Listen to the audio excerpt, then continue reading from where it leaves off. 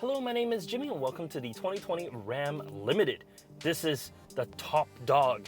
Every single option, well, almost every single option that you can get on the Ram, this has, including a special heart, a 3-liter turbocharged diesel. So let's see how it accelerates. Put it in drive, there's no launch control. Let's just floor it. Slow pickup, but not bad. It's not bad at all. And if you apply a little bit of brake torque, it's even faster.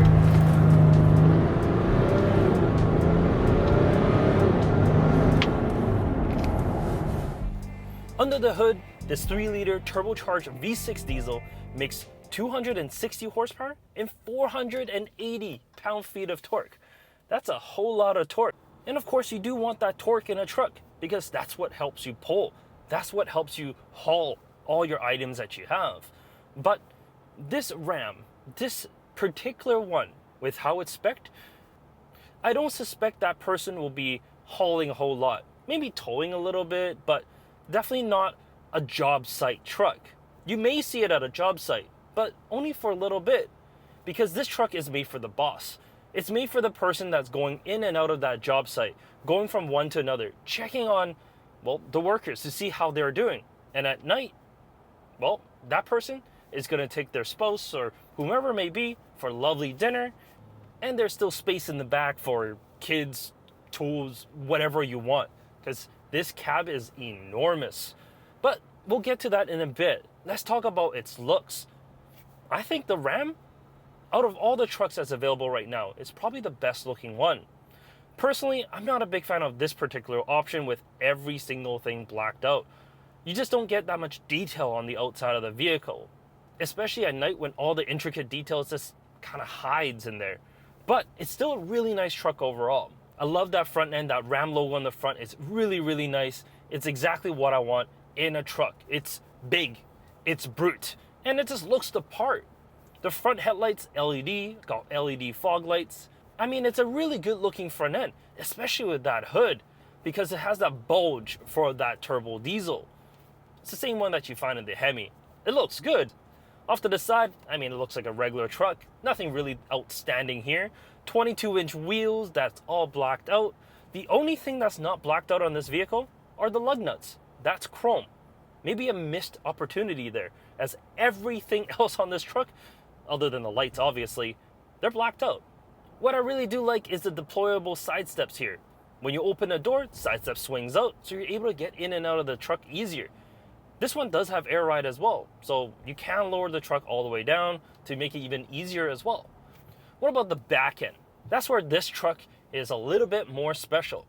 As said, this truck ticks a lot of boxes, and whoever configured it decided that multifunctional tailgate is something that it needs to have, because unlike a regular tailgate, which just folds down, this also folds out. Kind of like a barn door style. It's a 60-40 split, so it's a little bit bigger on the left than it is on the right. Kind of like folding rear seats. But what I do like about this tailgate is functionally, it is quite well constructed. So here's the thing. The Ford, yes, you put it down, there's a little step for you to get in and out easier. It's good for what it can do.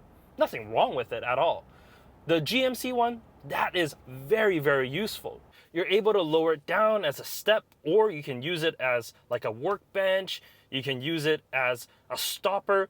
It is definitely multifunctional, but it has a fundamental flaw. If you're going to be using a truck to tow things, you're more than likely going to keep the ball hitch onto the back. And if you do, if you open it, it's going to hit that hitch and you're going to damage that tailgate. So definitely not a good option. But this one, Ram has thought of it. Yes, it does open left and then right, and if you close it the other way, it wouldn't work. But what Ram has done is put this little piece here, so if you do close the door on itself, it has a little bumper, so you don't have to worry about damaging the tailgate. Pretty ingenious. And the doors, they open 88 degrees, so you're able to load items in and out of the truck easier. And don't think that this tailgate is weak. It can hold up to 2,000 pounds, and I'm jumping on it completely fine. Another option that this truck has is the Ram box. The Ram box are these boxes that's off to the side. They're actually quite unique in its shape. And what it's able to do, it's, well, hold tools, and well, anything else. Beers, really whatever you want. It is drainable compartment. And the box itself is so large that it's mandated that they have to put this internal release here. So kids and whatnot can't be trapped inside. In the bed itself, I got LED lighting, I got this really nice tonneau cover which can be folded in 3 pieces, and I have the separator. It's actually a very usable truck bed. Definitely not as usable as a full-size bed just because, well, it is a little bit narrower in terms of width. But let's get to the interior of the truck is where it really shines, because this interior is absolutely beautiful. In the back seats, they are heated and cooled. Yes, heated and cooled rear seats. Not something that you generally find in luxury vehicles, but this truck has it. There's also a place for iPad, 2 cup holders in the middle. You can even recline the rear seats by sliding it fore and aft. It's a really comfortable place to be back here. Not a problem for anyone of any height. There's plenty of head and legroom as well. And if you don't need to hold people, you can fold up those rear seats, and there's plenty of room underneath for tools or whatever you want. And there's a little compartment that's hidden in the floor itself. And within the cab, everyone gets an amazing view up because this giant panoramic sunroof that's here. It's enormous. It spans the entire front and rear row. It just makes the interior feel a lot more airy than, well, if it was a standard sunroof or just a solid roof in total. As for the front, they're very, very comfortable. Also heated and cooled. No massaging seats, unfortunately, so the Ford does have that. But it's an amazing place to be. The materials is great. The wood that's on here, that's real wood. The leather, real leather. And there's leather everywhere. The center console here, and just look at the stitching that's on this door here. I love it. And that's not the end of it. The cluster is actually beautiful. It's intricate with all its detail, but it does make it a little bit hard to see because of the font. However, there is a digital display in the center for your speed, which is the most important part anyways. And that digital display shows you a whole lot more. Your trip information, your media, your fuel consumption, and all the different settings that's on there. There's plenty for you to choose from. Moving from one screen to the other is the main attraction, the Tesla style 12-inch infotainment display here. It is powered by Uconnect and it works really, really well. Obviously there's AM/FM radio, but there's also Sirius, Bluetooth, CarPlay, and Android Auto. Everything that you want in one system. And it's a really easy system to use overall. There's a dock that's on the bottom that you can click on to quickly and easily navigate to certain items. And the CarPlay doesn't take up the entire screen. You kind of split the upper and lower screen of it. It's a very thoughtful system.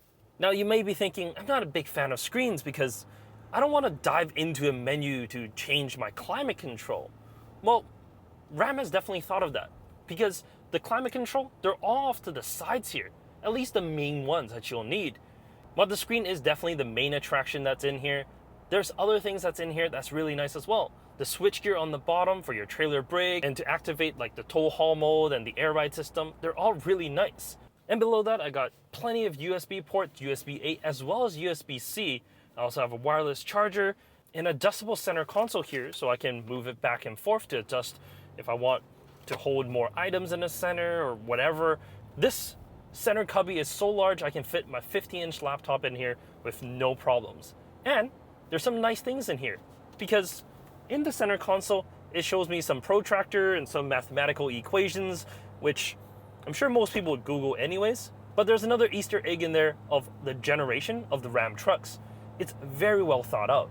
All right, that's enough about the interior. Let's talk about how it drives. The Ram, it's probably one of the softest and cushiest trucks that you'll ever ride it. Because even on the standard trucks, it's coil springs all around. Doesn't use leaf springs out back like most trucks do. And on this, we get air ride, which means it's able to adjust the height as it needs and adjust the amount of air that's needed within those bladders to have a level ride. And because of that, the ride is great. Steering is actually quite good. On center feel is great. It's just a little bit slower like trucks would, so there's 3 turns lock to lock. So you're going to be turning it quite a bit if you're doing any parking lot maneuvers. But if you are in any parking lot maneuvers, there's a very good 360 camera that's on here. It's able to show me all the different angles that I really need.